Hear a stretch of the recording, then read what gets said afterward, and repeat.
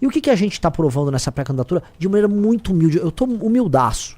É que assim, ei, dá pra propor um Brasil diferente, dá pra escapar da polarização sem ficar naquele discurso, não estou nos extremos, até porque extremos não são, eles são bem do centro. O governo do Lula e o governo do Bolsonaro são muito parecidos em muitas coisas, são muito mais parecidos que eles jamais vão reconhecer que são.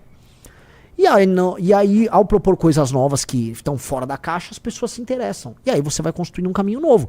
O Temer ainda está no jogo, né? Mas assim, prosseguindo aqui, meus queridos. As pesquisas, né, elas estão dando conta de uma série de coisas. Há um mal-estar na tal da polarização, né? Que eu já falei pra vocês, não é uma polarização ideológica, é uma polarização de dois presidentes de centro. O Lula e o Bolsonaro são dois presidentes essencialmente de centro.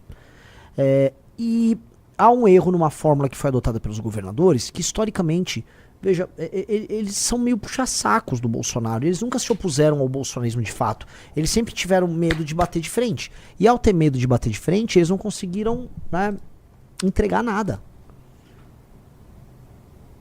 Na minha... Eita. Não, esquece, vai, continua. Então, eles não conseguiram entregar nada. E por que eles não conseguiram entregar nada? Em termos de liderança. Porque a lógica de você ficar na fila esperando alguém aparecer, alguém cair pra vocês entrarem, é uma lógica de uma espécie de um número 2, um cara que tá no banco de reserva, sabe, o cara com a camisa 23 na Copa do Mundo, que tá torcendo por um meio campo quebrar a perna, se machucar, ou tomar um cartão vermelho pra poder jogar. Que é isso que o Zema ficou fazendo, que o Ratinho faz, e que o Caiado faz. Veja, quando o Caiado foi instado a falar em público, seu primeiro feito, caso eleito presidente da República, ele, não, vou soltar o Bolsonaro. Pô, é essa a primeira coisa, Caiado? Então, ao se colocarem como sempre uma linha auxiliar, eles não conseguiram firmar algo. E o que a gente tá provando nessa pré-candidatura de maneira muito humilde, eu tô humildaço. É que assim, ei, dá pra propor um Brasil diferente, dá pra escapar da polarização sem ficar naquele discurso, não estou nos extremos, até porque extremos não são, eles são bem do centro. O governo do Lula e o governo do Bolsonaro são muito parecidos em muitas coisas, são muito mais parecidos que eles jamais vão reconhecer que são. E aí, ao propor coisas novas que estão fora da caixa, as pessoas se interessam. E aí você vai construindo um caminho novo. Pois bem, eu acho que eu não ficaria surpreso em aparecer até julho com 10, 11%. E se eu aparecer com 10, 11%, eu tenho condição de vencer as eleições. Porque eu vou tirar ou o Lula ou o Flávio Bolsonaro do segundo turno. Eu volto a repetir. Se eu chegar até julho com 10, 11%, eu vou ter participação nos debates garantida, eu vou aparecer na TV, a imprensa vai me dar cobertura. E aí, cara, eu vou ficar conhecido e aí eu derroto esses caras. E aí dá até um friozinho na barriga, né? Porque a gente fala, nossa, vamos realizar esses sonhos mesmo. E isso é muito movido por uma militância que é sensacional. Nada hoje se iguala ao trabalho militante do Partido Missão e do MBL. Nada se iguala ao trabalho do nosso time.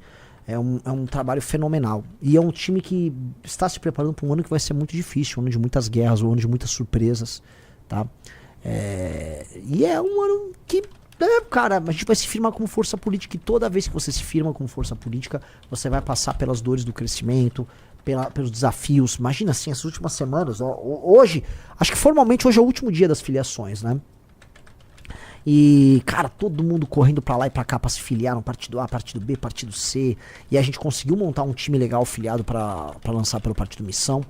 Me assusta também, né, as pesquisas com os nossos governadores, os pré-candidatos a governo, né, os números altíssimos do Brigadeiro, do Ben Mendes, tá? O bombeiro Rafa, aliás, né, só pra colocar aqui, eu já tinha avisado pra vocês que um cara que já foi muito amigo nosso, não tenho nada contra o pai dele, só pra explicar, não tenho nada contra ele na física, nem contra o pai dele, que é o André Marinho. Gosto do pai dele já foi muito bacana no momento que a gente precisou, já fomos bacanas também, e não tenho nada contra, tá? Mas o André Marinho é aquele cara que bolsonarizou, né? Fez o cálculo, foi pro novo, bolsonarizou. Então, assim, que ninguém se confunda, nosso pré-candidato ao governo do Rio nas eleições suplementares que vão acontecer agora, chama-se Bombeiro Rafa, e esse vai ser o primeiro teste de urna do Partido Missão. Então, todo o nosso apoio, toda a nossa força pro Bombeiro Rafa agora nas eleições suplementares. Que ninguém nosso venha com papo de André Marinho.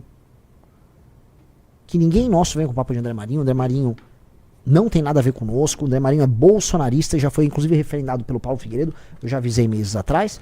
E é da escolha dele. Ele fez essa escolha, ele arque com as consequências da escolha. Só não veio achar que a gente que tava na mesma trincheira que ele, vamos achar isso bonito, vamos achar legal. Não vamos falar. Não foi legal. É óbvio que isso é uma traição ao que o cara fazia, né? O cara atacou o Bolsonaro lá dentro da Jovem Pan. Acho que foi demitido do Pânico por conta disso. Aí logo em seguida é obrigado a ter que se aliar por conta de uma conveniência. Então assim, André Marinho pra lá, a gente pra cá. Não temos nenhuma relação com ele, tá?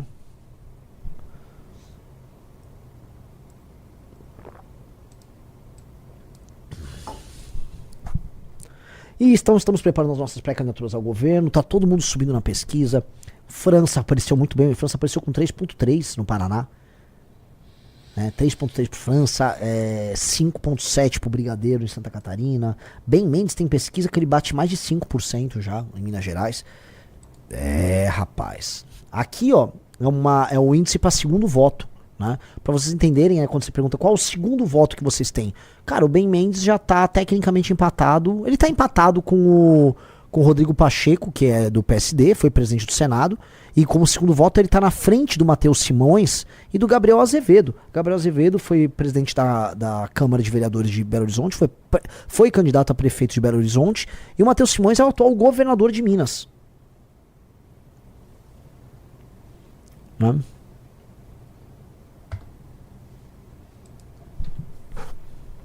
É bizarro.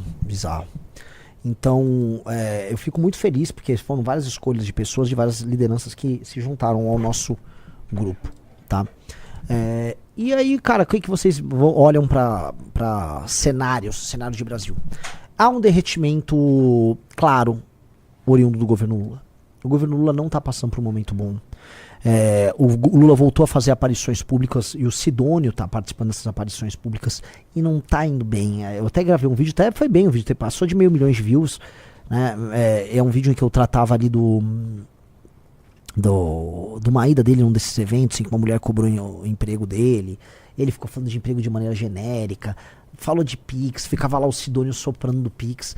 Tá uma situação ruim e aí finalmente estão começando a falar em substituir o Lula. E caso o Lula não se mostre viável, ele ser substituído pelo Haddad nas eleições. E paralelamente o Haddad já está em campanha para o governo do estado de São Paulo, produzindo muito conteúdo. Eu tomei o cuidado de checar se o conteúdo que ele está produzindo é local ou nacional. E eu reparei que o conteúdo que ele está produzindo é um conteúdo essencialmente paulista.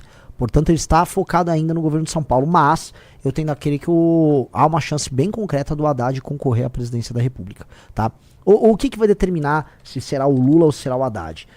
Vai vir uma batelada de ataques contra o Flávio Bolsonaro, ataques que não são apenas midiáticos, mas ataques jurídicos, tá? Vai estourar muita coisa, e não é que tadinho do Flávio, foi alvo do ataque do PT. Não. Ataques reais, oriundos de um problema real. E eles vão ver. Se o Flávio cai, eles substituem, eles mantêm o Lula. Se o Flávio não cai, eles substituem. Mas agora tem esse novo elemento, que é o Renan. Né? Sou eu, no caso.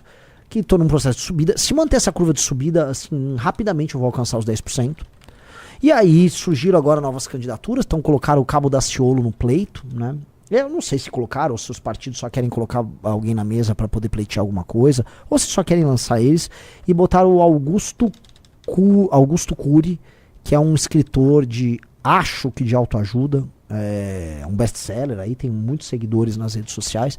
Não conheço nada do que seria a plataforma dele, então não vou falar nem bem nem mal, tá? O Daciolo, mesma coisa.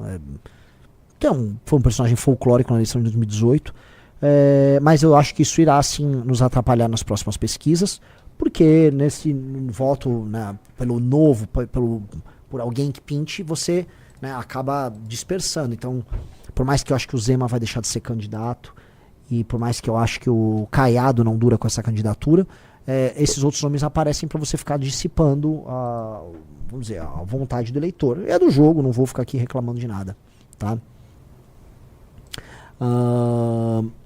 Prosseguindo. Então esse é o cenário que a gente tá construindo, tá? Um cenário que envolve novos players. É um cenário que vai envolver também a construção de plataformas alternativas ao bolsonarismo e ao lulismo. E nesse cenário de plataformas alternativas, a gente é de longe a que está mais bem desenvolvida, simplesmente porque a gente se propõe a fazer isso. Eu não sei se enfim, não dá pra falar que os partidos lá do Daciolo, etc, estão fazendo isso, mas dá pra falar que é o jogo como é que tá. A Marta Miriam Perim falou: Renan, boa, estou comprando seus sapatos, tem preferência de cor? Por favor, se corresponder agora. Preto ou marrom? Preto ou marrom? Não. Acho que a candidata do PL será a Michele. Flávio vai amarelar. Não, eu não acho que a candidata será a Michele. O João Amorim falou, a turma 40 mais está com Bolsonaro / Lula por pautas moralistas e ideológicas. Por que não um pacote de propostas que traga melhor a realidade? Cara, as nossas propostas, elas atingem diretamente esse público no ponto mais essencial que preocupa eles, que hoje é a segurança pública, inclusive combate à corrupção. O que essas pessoas têm essas pessoas têm um recall da última eleição. O Flávio e o Lula são os nomes top of mind na cabeça das pessoas mais velhas. As pessoas mais abertas para novidades em qualquer área são as pessoas mais jovens. O nosso cérebro, galera, ele... Até o pessoal fala muito de rewire, que é você reamarrar o seu cérebro, né? Você reorganizar os neurônios. Porque a gente cria circuitos de pensamento. Conforme o tempo passa, por que a gente se torna repetitivo? Já viu aquela coisa? Quando você fica velho, você fala sempre as mesmas histórias, você fica cheio de manias. O que é ficar cheio de manias? Você começa a repetir certos circuitos mentais, e aí você começa a ter os comportamentos iguais, vontades iguais, opiniões iguais, você fica preso. Então ficar velho, em grande medida, o que é ficar velho de cabeça? É você ficar preso nesses circuitos repetitivos e não se abrir mais para o novo, não inovar em nada, não ter pensamento divergente, se deixa de ficar criativo. Então o que é ter um cérebro jovem, que é o cérebro de uma criança? É ficar o tempo todo criando novas ligações no cérebro, ficar especulando coisas novas, coisas diferentes. Então, isso aqui é uma lição para, né, sempre estar se rejuvenescendo. Agora, o cérebro do jovem é aberto ao novo, enquanto o cérebro das pessoas mais velhas, como ele vai, né, tô botando uma aspas aqui, calcificando, ele vai ficando preso em certas conexões neurais mais antigas, ele vai ficando meio lento, né? Lento não, ele fica pouco criativo. Então essa pessoa, ela demora mais para se abrir ao novo, enquanto que as pessoas mais novas estão abertas ao novo. O Lucas Peixoto disse, Renan tá meio aéreo. Sim, estou muito aéreo. Estou muito cansado. Estou muito cansado. E isso tem um efeito na cabeça, cara. Você começa a ficar, só de falar, isso já me dá Cadê o Super Coffee? Eu já tomei, cara. Não vou ficar tomando tanto Super Coffee não, porque também você fica muito acelerado. Cadê energético? Energético? Também não. Nem a pau. Então, né, voltando, eu tô cansadão mesmo. Do que eu tava falando mesmo, Riso? Dos mais velhos, tá? Essa questão dos mais velhos é uma questão ainda a se resolver, tá? Eu não quero me abrir para o novo. Não, partido não, se abra para a missão, né? Renan Saploski, eu sei qual livro você está falando. Outros temas que estão rodando aí, tá? Tem o tema da briga do bolsonarismo, né? A briga interna do bolsonarismo, que eu acho que é uma coisa que comente. Eu não quero comentar mais nada desses caras, porque agora eu sou pré-candidato à presidência e eu tenho que... Você ainda não se inscreveu, deu like e ativou o sininho? Você tá louco?